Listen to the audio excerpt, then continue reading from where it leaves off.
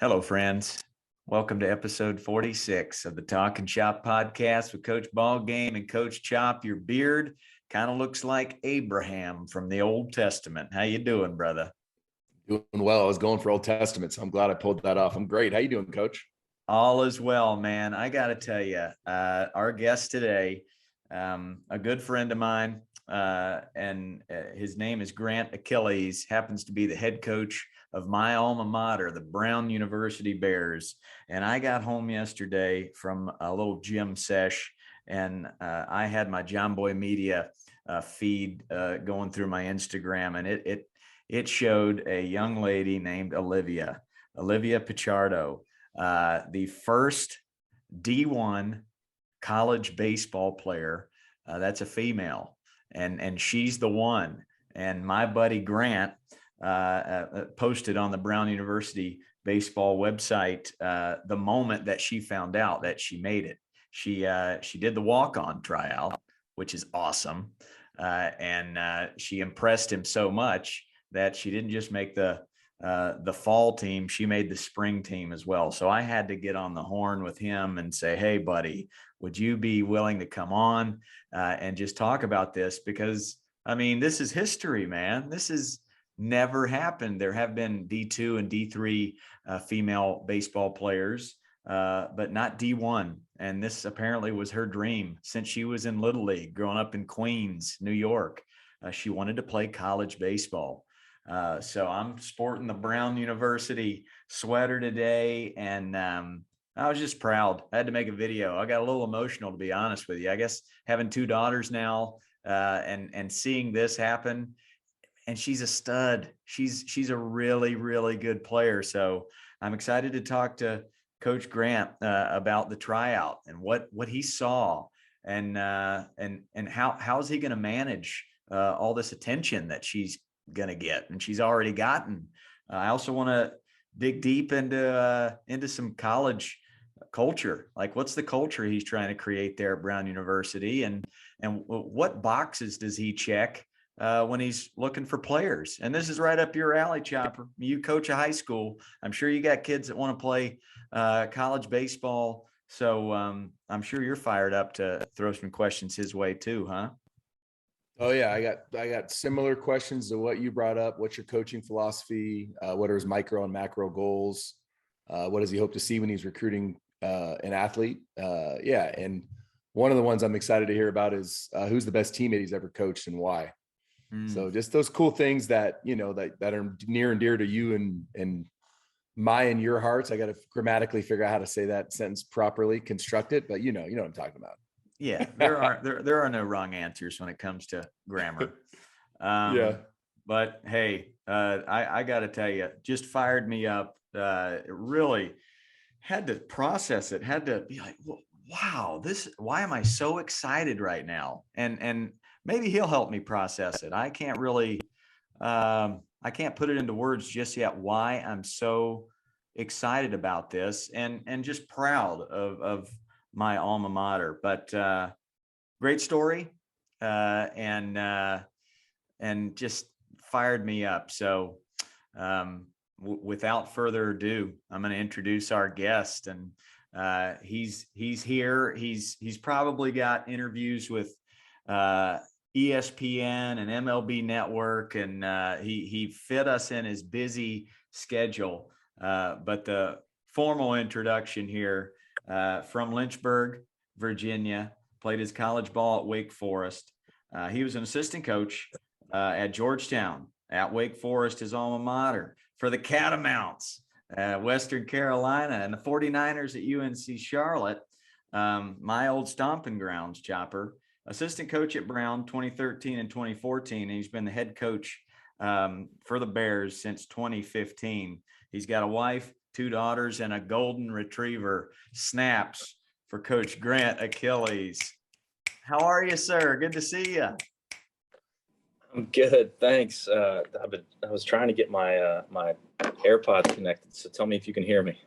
We can hear you. We can see you. You're coming in strong and clear. I want you to meet my my buddy Chad Chop here, who's a high school coach in Arizona. We've been rocking this podcast for over a year now, and I think you two are like-minded. The cultures you try to create are equal, and so this is just an intro. Chad, meet Grant. Grant, meet Chad. Morning, Coach. Thank you for being here. Appreciate your time. Excited to chat with you. Coach, thanks for having me. And any friend of Coach Ball Games, certainly a friend of a lot of people. So yes, sir. I count it a privilege. Man, well, where do we find you today, Coach? I'm guessing things are a little busier than usual in your world. What's your day like right now? My day is certainly busy. Not as busy as Olivia's for sure, but one of our players, and she's having a lot of time, but it's all good, all fun. Awesome. Well, I got to wake up early and kind of dig a little bit into our 2023 Brown Bears just to get a good sense of what you're looking at, and I do want to talk about Olivia, but that's going to be a tease, listener. We're gonna tease the first ever female D1 baseball player with head coach Grant Achilles, but just talk about this group and not just the players but the coaches. And we talk a lot about culture on this podcast. Coach, what kind of culture, starting in 2015 and moving along here, are you trying to create there at Brown? Yeah, sorry to get the cat out of the bag, James. No,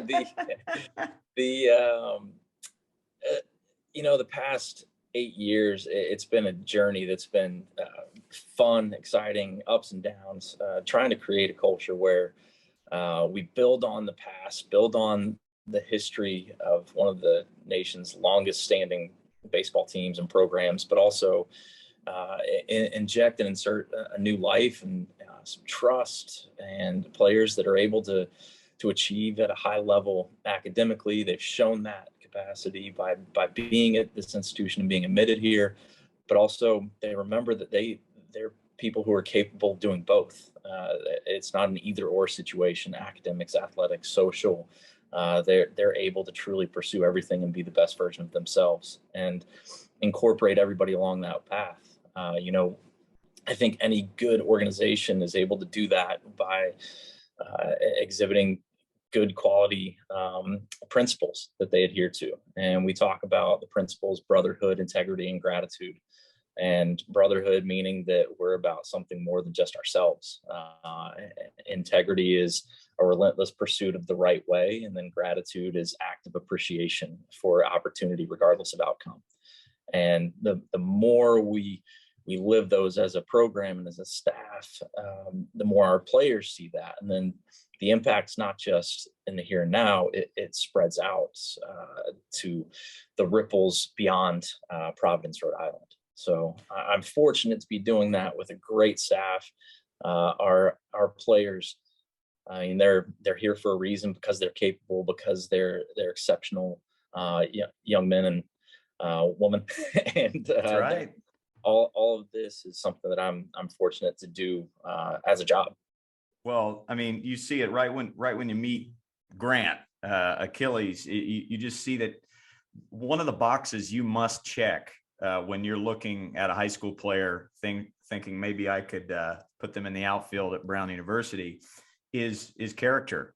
And maybe unpack that a little bit. What are those boxes that need to be checked for you to have a pretty good sense? I think I want this guy. I want this girl.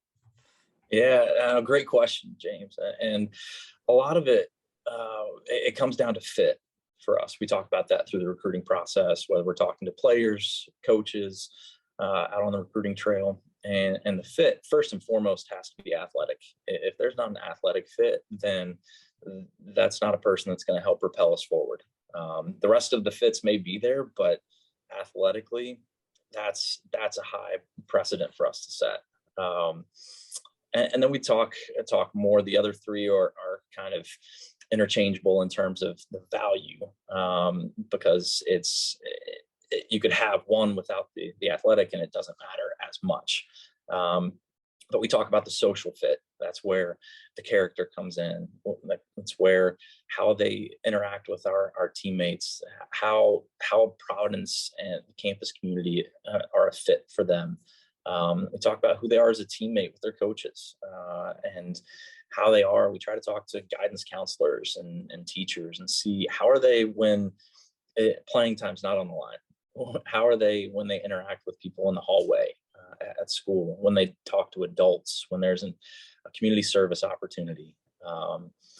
Then we talk financially being a fit. Brown's not a scholarship institution like all of the other Ivy League schools and many other schools across the country. And so that price tag is something where families either need to pay for it or be able to qualify for some need-based financial assistance. And then the final one, not obviously in order of importance, but is academics. They need to be somebody that can handle the rigor, somebody that's pursuant to what Brown offers. We're a unique institution in terms of how our curriculum is structured. And for some students, that terrifies them. For other students, it's an opportunity to thrive. And so all of that starts with the athletic fit, but then feeds into the other areas. Love it. Well, for any listener out there that's also terrified by the academic side, so was I. I was, I feel like I majored in baseball, playing music, and maybe interpretive dance. That is what I majored in at Brown. But when I look back on my time there, it's these text threads that I still have. It's these guys that are now 40 years old. We're celebrating our 40th birthday, and we're still tight. We're still talking, about parenthood now and marriage and the relationships built. So I love how you foster that relationship. Make that part of your culture. Is how are you going to fit in here socially with our group? Chopper, I'm done hogging it. It's yours. Yeah, Coach. Question for you as a fellow coach too. I want to know, like, what are your micro and your macro goals? So day to day, what are we looking at, and what is your ultimate goal for a season? Yeah, great question. I think the macro goals don't happen if I don't have the micro goals. And every day, my objective is to reinforce our culture, reinforce what we talk about away from the baseball side, but that the baseball aspect is built upon to help each player that day be the best version of themselves. And some days that may require more on the emotional and mental side than the actual physical baseball side. Other days, they may be at a great space and they may be able to just focus on their skill that day. Again, coaching a sport where like failure is a part of our everyday. It's helping them deal with failure. And the only way I can do that is by putting them in situations where failure is sometimes inevitable, but also something that they can push through and challenge themselves as players to find what they didn't know was capable. Now on the macro side, it's certainly the competitive nature turns outward more. It's less of an internal competition to be my best self only. And it's more so, okay, how can I be my best self when I can't control any of the circumstances and there's another team in the other dugout? And that's where, again, all of the micro goals, putting them in those situations, celebrating their successes, working through the challenges can help us be in a situation against another team where whether it's University of Texas and it's 100 degrees outside, or we're at Dartmouth on a random Sunday and it's not 100 degrees and sunny, we need to still be able to show up and present our best selves. And that's individually and collectively. How much does your mindset change on a practice day versus a game day? In our program, we try to hold them to a high standard in practice, but then when the game comes around, it's more about how can we keep them in the present, almost like how can we comfort them and kind of keep them in this positive mindset where if there is failure, we're not yelling and screaming, but we're trying to keep them in this a mental state where they can succeed or persevere or show resolve. Sure. I would say my day to day in practice and in game it's pretty similar. We do a lot of work. Again, back to the positioning them in circumstances where failure is inevitable. We do a lot of work on being in the present moment, staying there in our practice, and that way, then when we get in the game, all of our training, all of the work that we've put in, it's almost like the rehearsal, right? Like we're not going to stop as much in game and talk, because I find that when I'm around teams or coaches or programs that have to have repetitive meetings and the coach is screaming, I almost question, like, what am I doing or not doing during the week that I feel like I have to make up for during a game? And the games have come about just relaxing and trusting in all of the work that we've done, which only is possible if we've challenged them in practice. So my mindset doesn't shift as much, only other than maybe I'm just positioning people to be their best selves. Love it. Coach Ballgame. Well, you took one of my questions there, just kind of the practice versus Sorry, in-game coaching. Like-minded, but I love that. You're in sync. We're totally in sync, no doubt about it. But I think there's apples and oranges. When I'm coaching little leaguers, that there might be a little more challenge in practice. There might be a little more. The word is not fear-based teaching, but you're able to go into a place of challenge. Whereas when a kid's 8 years old, they're not mature enough to kind of see the difference between practice and game. So they just see all the scoreboards and all the people and the umpires. So it's like you have to make an effort to calm them down in the game. Whereas in college, I'm guessing these kids are mature enough where what you rehearse in practice is how they should feel in the game, huh? Well, and I acknowledge, gosh, it is a lot different, and when you're at different levels, right? I think there's still some anxiety that has to be worked through. I mean, I'd be lying if I didn't admit to that. Still, going into a game, writing the lineup, like there's still excitement and energy, and I think the more we can, yes, still challenge, but still have that fun component. It is a game. Yes, there are winners. Yes, there are losers. Yes, there are sometimes more people than others in the stands, but it's a game. And it's where our presenting our best self is truly the measure for us. But yeah, I'd like to line everybody up and get the nicknames going before the start of the game. Maybe that's 2024. That's what just call me up. I'll hop on a plane and I'll get the drum out and we'll say, okay, we are now 8 years old again, boys and girls. Before we get to Olivia, and man, this is already taken I got so many texts yesterday from so many people about Olivia, but what needs to happen in 2023 for my Brown Bears to get to the dance? What are you and the coaches sitting around the coffee table talking about to get us in that dance? Yeah, no, great question. And first, we need to stay healthy. I think that's, you ask any coach, stay healthy, right? We're excited about this year. We talk a lot about goals and expectations, and I think our goal every year is to represent the Ivy League in the NCAA tournament. I think this year our expectations are to put ourselves in a position to do that. We have a veteran group.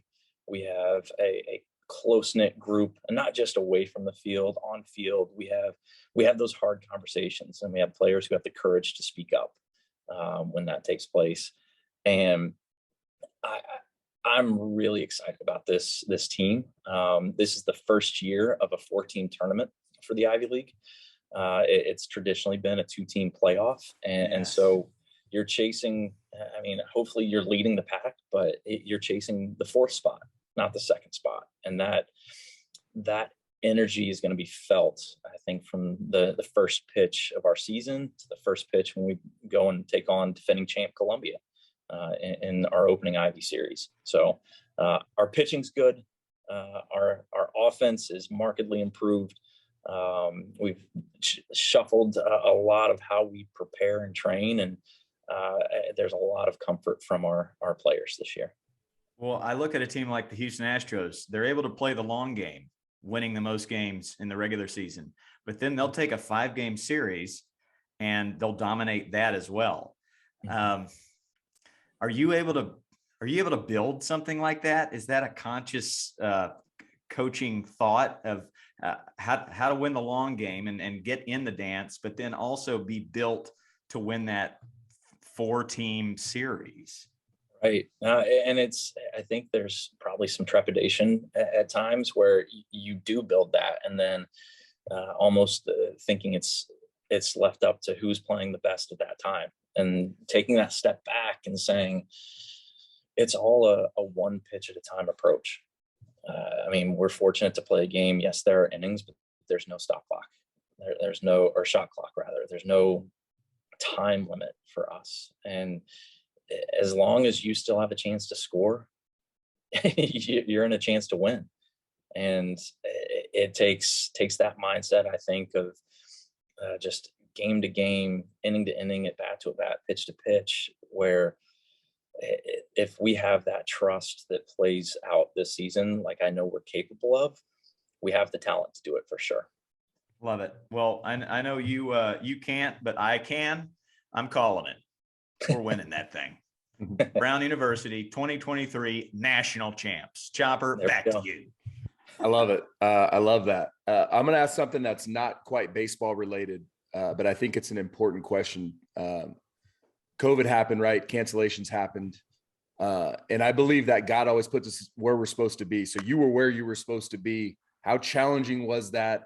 What were kind of the steps you took just to kind of guide your kids with their mental health through that? That was a really tough time for our kids and our students. So what was your approach to that? Just being available for the kids, and I'm sure you were, and just being someone they could lean on through that really tough time. No doubt. It was, I'd say year one had its equal challenges to year two for us, just in a different respect.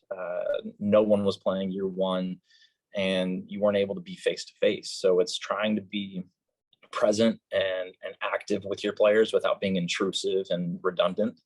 Trying to have more one-on-one check-ins, again, without it being overbearing, and just building trust with players to where they could know you were there, that they knew that you cared. And I think that starts with them on the front end, knowing you care about them as a person outside of baseball anyway. So it was certainly challenging, and seeing these players deal with and cope with their version of loss was challenging, not unique to anyone else's version of loss. Year two, I think, was especially hard because we were in person, we were prepared for the season, and then it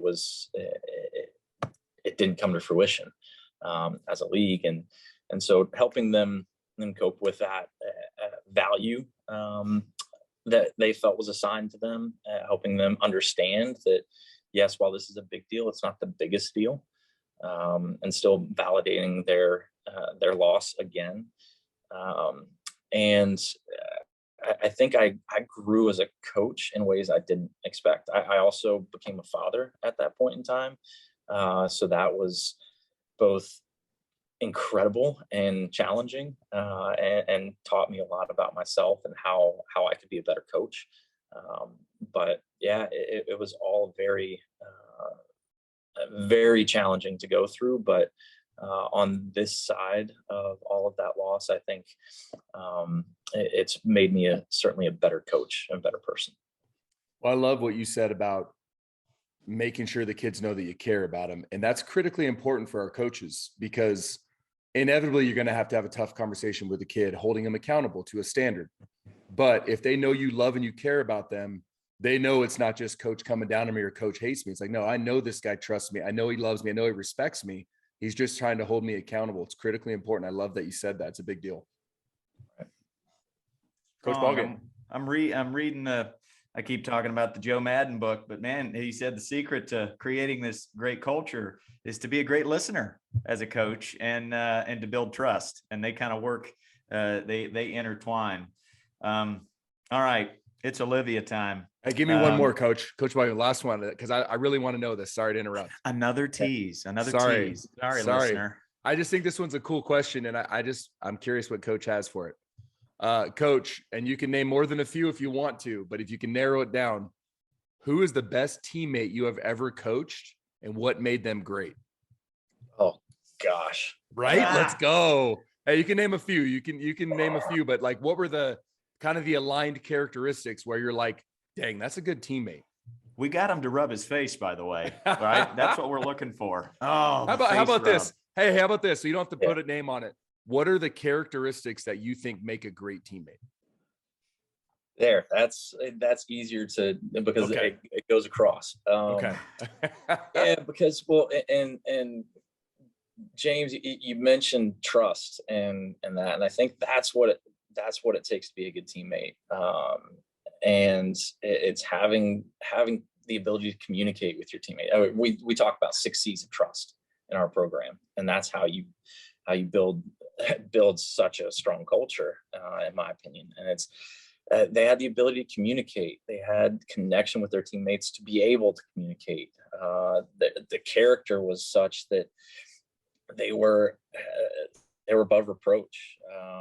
Again, when they saw something happen, they had the courage to speak up and make the right decision. There was consistency with their behavior, and then finally, they were competent enough to where you listened to them when they said something. And I can certainly think of a handful that rise to the top on that. And without a doubt, when your best player is also your best teammate, that's when you have a special group.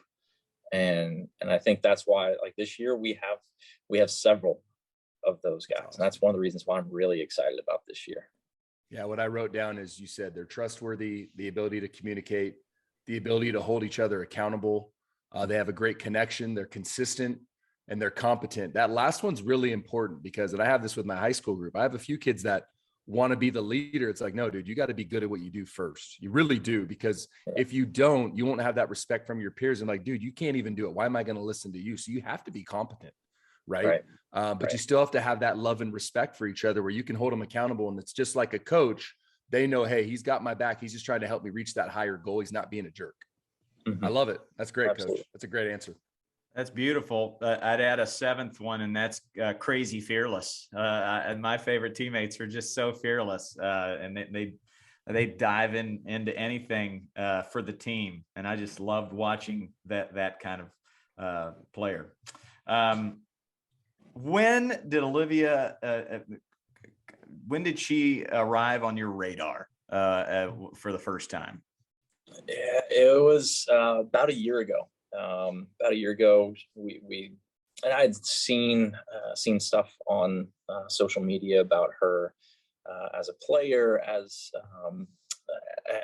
a student. I knew that she was looking at higher academic schools. She had done different events and played in different events that we'd been at. I had never seen her personally in person, but then her communication directly with me was when she applied to Brown. And that process led to her being admitted to Brown. And at that point, we started more regular communication to talk about the walk-on tryout and the litany of things that she was going to have to take care of prior to that. The paperwork and just boxes being checked internally. So it's been about a year in terms of last fall of this year.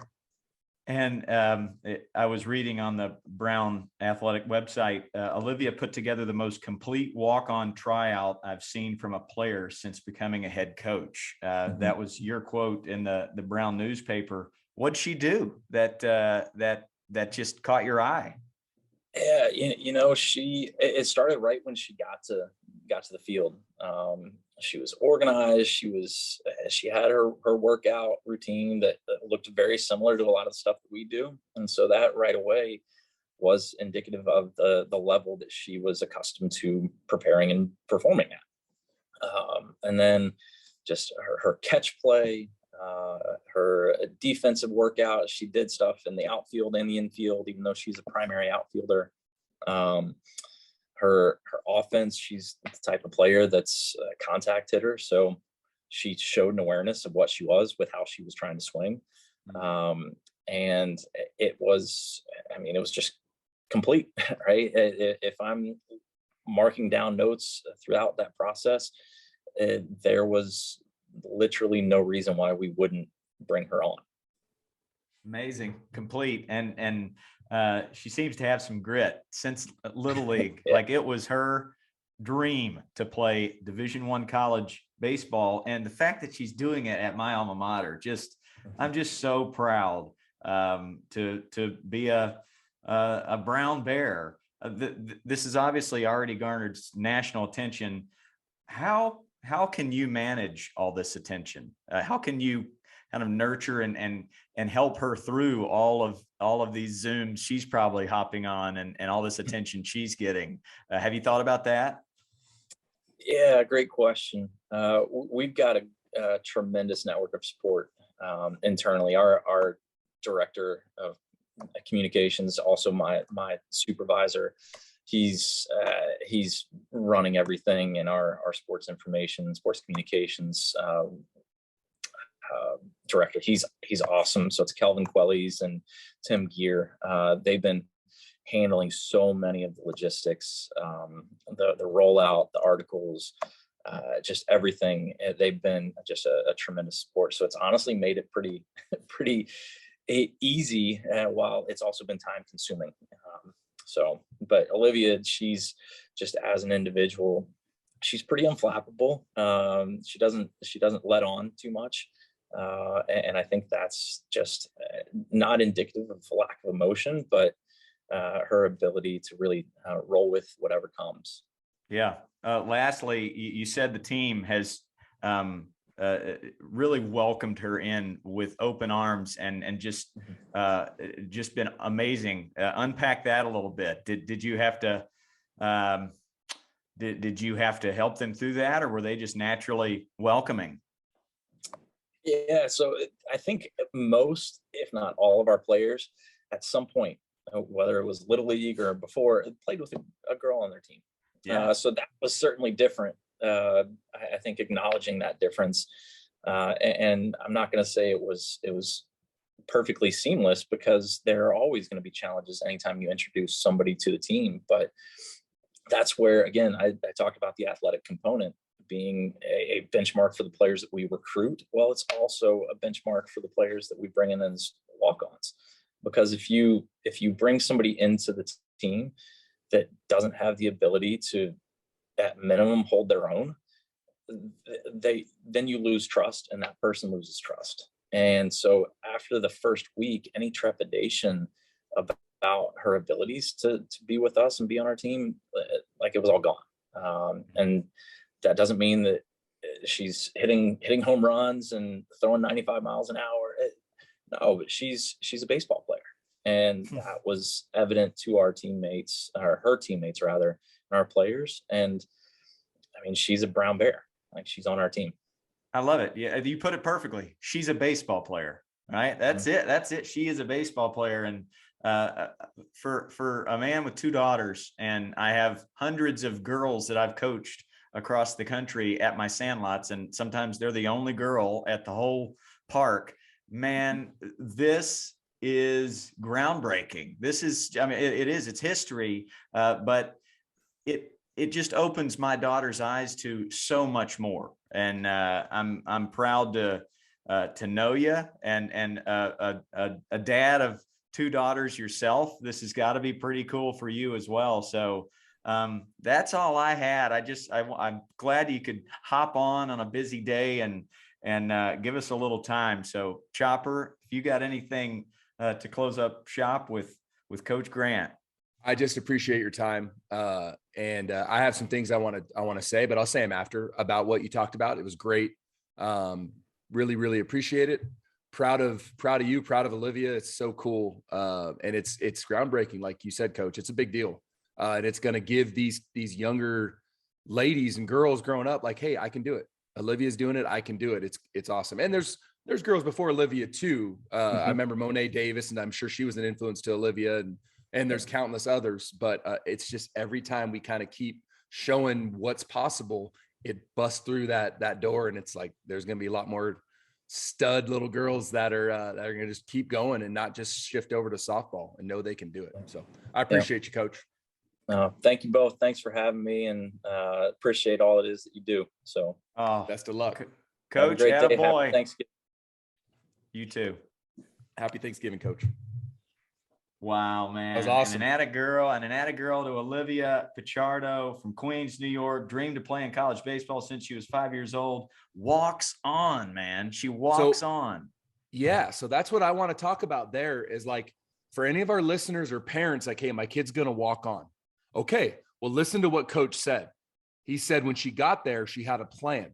She had a workout to warm up. Now, you don't just jump on YouTube the night before and find a workout and fake it through it. No, that means she cares and she's putting in work. And we, as coaches, we talk about this all the time. If you want to get better, you have to do stuff outside of practice.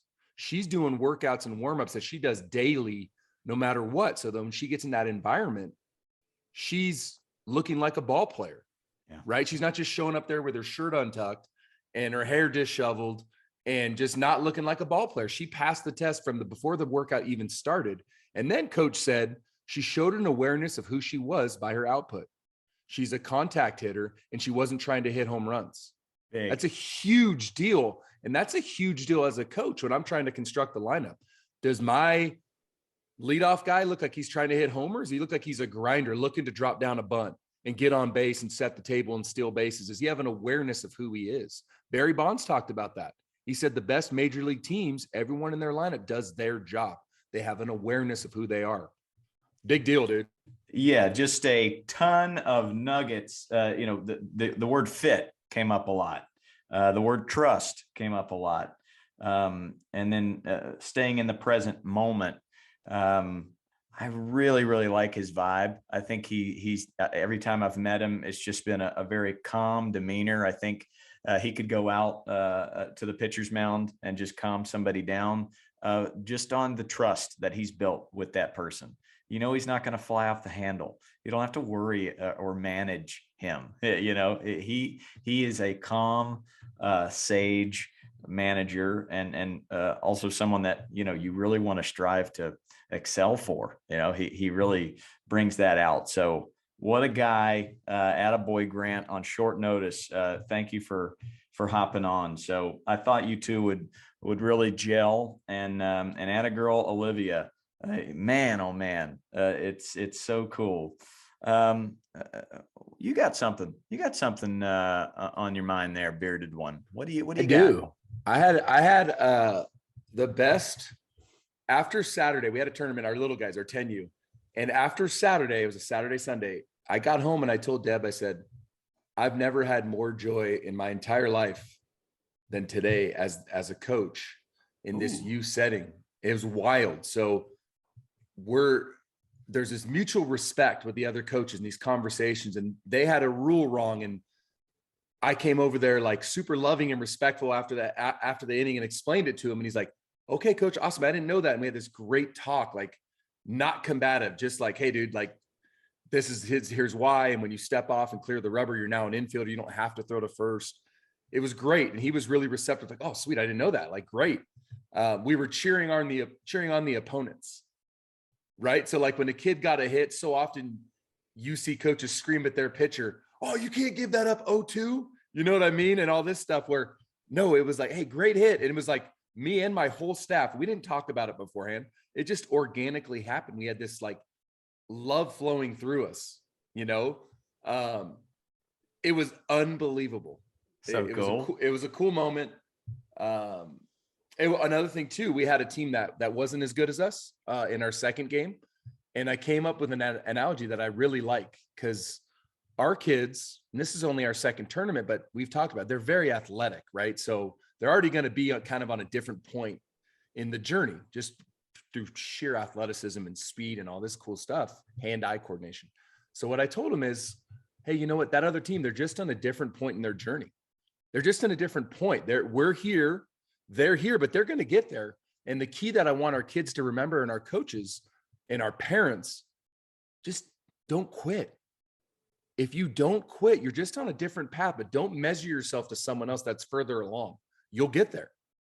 Keep going, keep trying new things, stay positive, keep failing, get up, dust yourself off, keep working towards that goal. Evan Longoria said it. You don't, and Hunter, if you don't quit, you can't be stopped.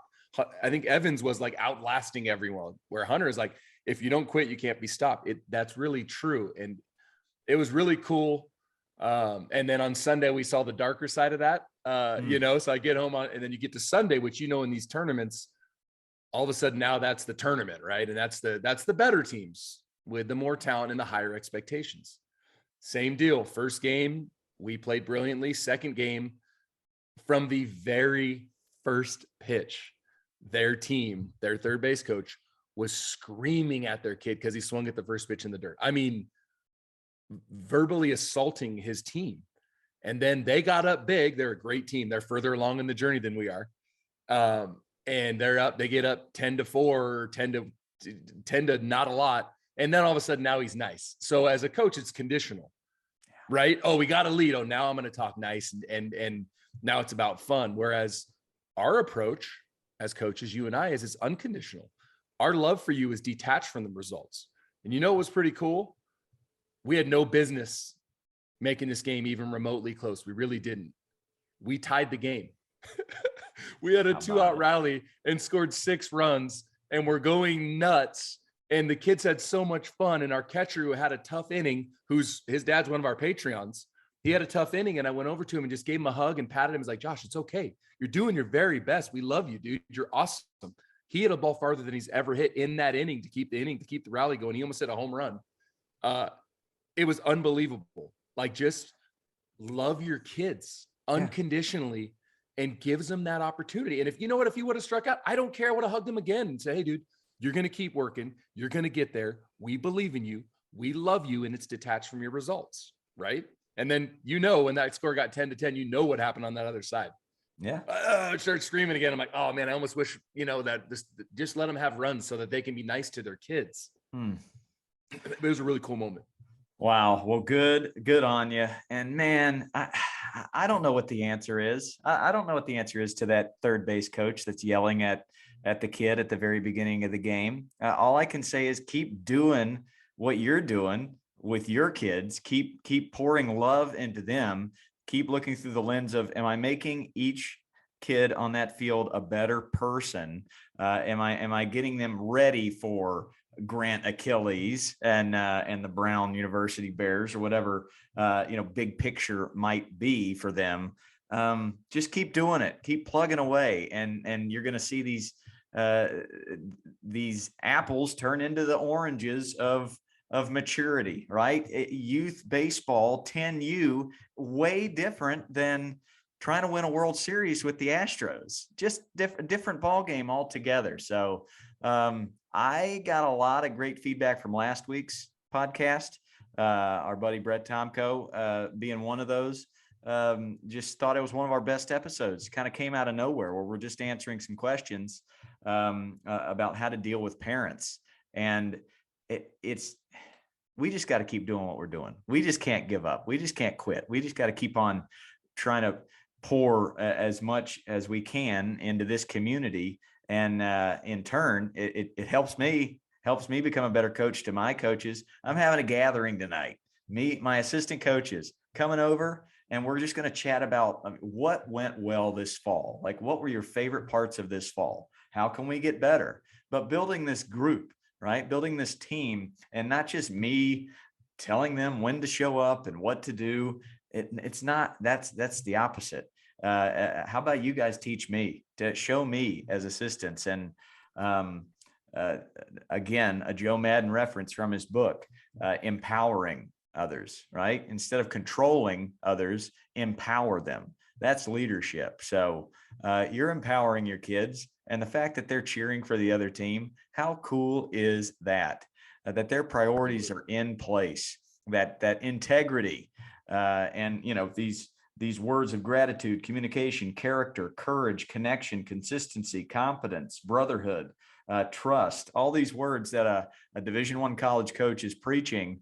Yeah, you're nurturing that. You're instilling that into a 10-year-old, as opposed to fear of failure, getting angry at a first bad thing, how to deal with adversity in a negative way. Like, you're doing it right, brother. Attaboy. Hey, so we had this moment, definitely a father-son moment, where Boaz is our leadoff hitter. He's 8, right? But I spoke at length last week about, what I think about Boaz, right? Well, one of his teammates said they'd give him money if he hit a home run. So what did that do to Bo's swing, right? Pulling off, trying to hit the ball 8,000 feet. So first at bat, I don't say anything. Second at bat, I think he walked. Third at bat, first swing, same thing. So I'm coaching third. I call time, call him over. Get down on one knee, put my hand out, like around him. He's my son, so I kind of give it this embrace. And I just reminded him who he is. I'm like, hey, Bo, don't forget who you are. I brought up something he's been saying since he was very, very, very young, which is we were at Hunter Pence's beach house once, and Boaz goes, he's little. He goes, I think he's like 2 or 3. He goes, Dad, I want a beach house. I go, well, if you hit enough home runs like Hunter, you can get a beach house. That's kind of how it goes in the world of baseball. Like, you got to hit a lot of home runs to get a beach house. And so from that day on, he always says, like, I'm Bo Chop. I hit bombs. I'm gonna have a beach house. So I told him that. I'm like, Bo, don't forget, you're gonna have a beach house someday. And he, like, this huge smile of like, he forgot about everything else. He just, like, realized, like, he's just awesome. It just got his mind off of trying too hard. And then I gave him a plan. I'm like, hey, Bo, just shoot a ball to right, dude. Just shoot a ball to right field. He turned around. Debbie said, seeing you guys interact, when he walked away from you, and she said she always looks at this with coaches. She said, I've never seen such a smile on a kid's face versus, as a coach, you could yell at a kid and then he walks away with his shoulders shrugged like his dog just died, right? So sure enough, next pitch, high, next pitch, rocket to right field. And, like, doesn't mean that, hey, coaches, whatever you say your kid's going to do, but remind them who they are, encourage them, and then give them a simple plan. You know what I mean? Of like, hey, dude, like, there's your opportunity.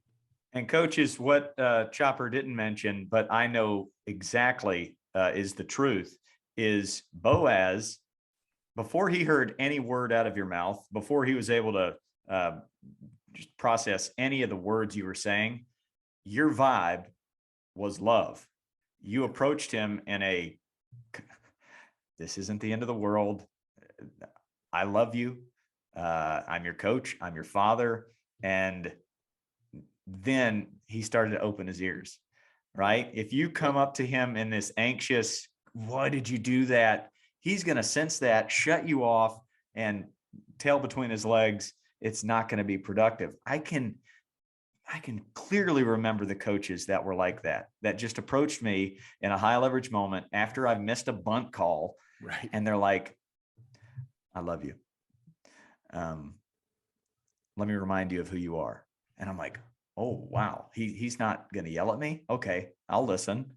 And then I'm not afraid to fail because he's coming at me with love. So that vibe that you came with, that opened up the ears. So good on you there too. So fun. Oh, so fun. So Best fun. day. What a Saturday. Have a day. I posted a couple videos. I had the week off, so I posted a few videos, just things I've learned along the way. And one of them has gotten lots and lots of engagement. It was about kids that are late for practice. Put it on TikTok, put it on all the socials, and it's still getting lots of comments. And the main message is control the controllables. The parent sometimes just can't get there on time. It's not the kid's fault. They're not driving themselves there. But the words control the controllables. I mean, that's something, it's cliche, but I can't tell you how many responses I got. Ooh, I'm stealing that. I like that. Like they'd never heard that before. So all these things that are cliche to me are brand new for thousands of people. Great. Just good to see a comment section that is full of life and full of, I agree with that. I like that.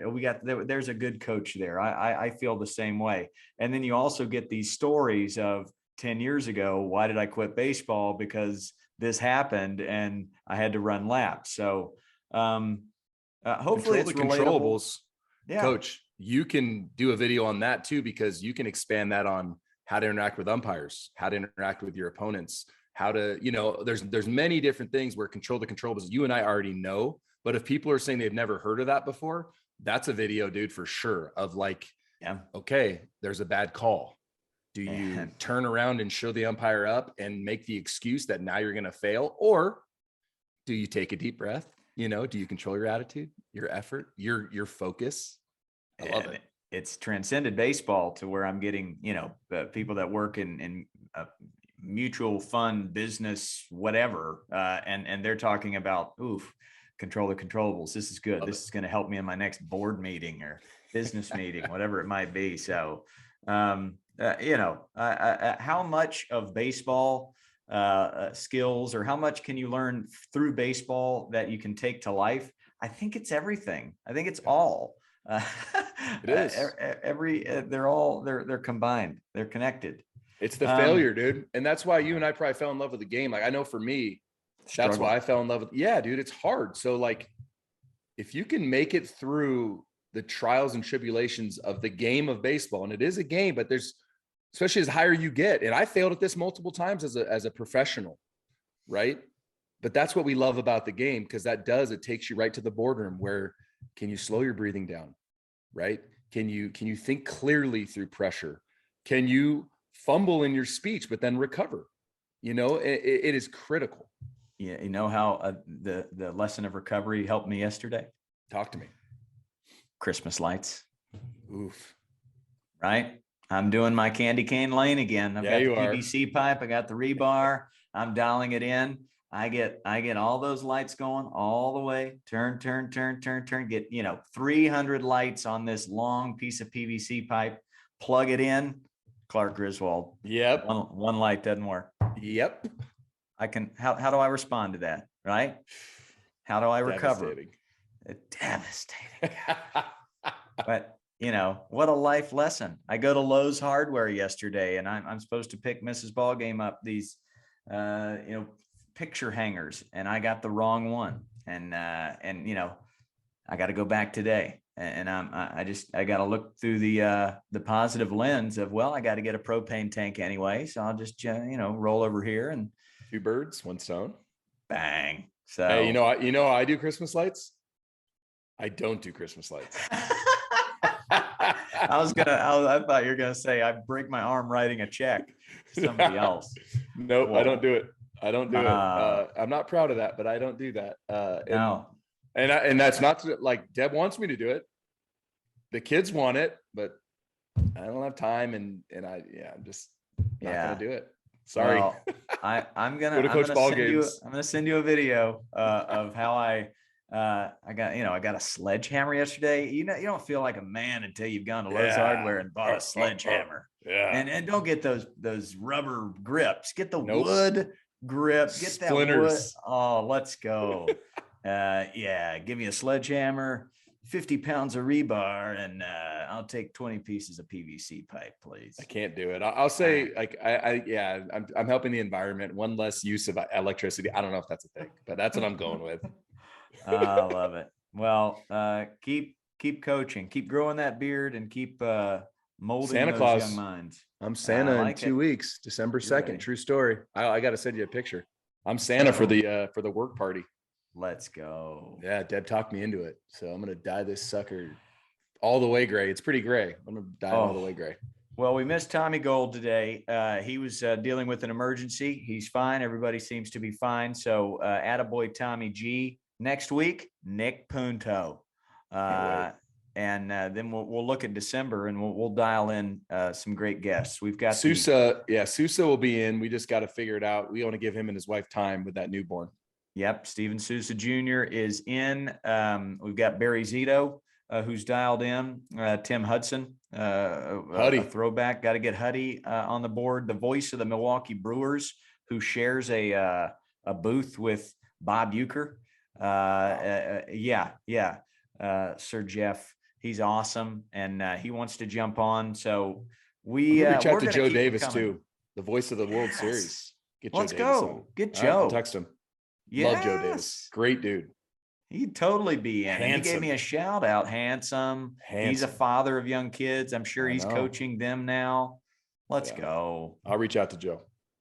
Hey, RAKE on Thanksgiving. And happy Thanksgiving. Yeah, my gosh. So don't forget to be thankful. Coaches, remind your kids. I told my kids this yesterday.